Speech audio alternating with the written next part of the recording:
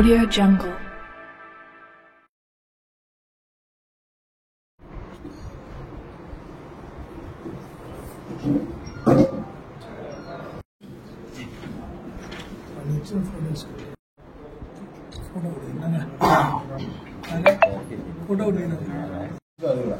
అదంతా ముగ్గురు ముద్దాయిలా ఒకడే నేను మెసేజ్ పెడతాను.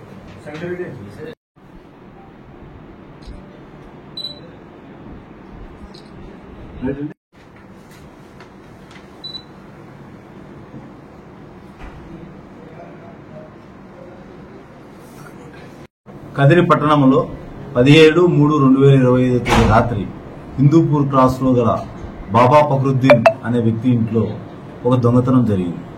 అందులో 9,70,000 రూపాయల క్యాష్, 2 తులాల బంగారు, ఇంటిని తాళాలు పౌలుగొట్టి ఇంట్లోకి దూరి దొంగలించడం జరిగింది.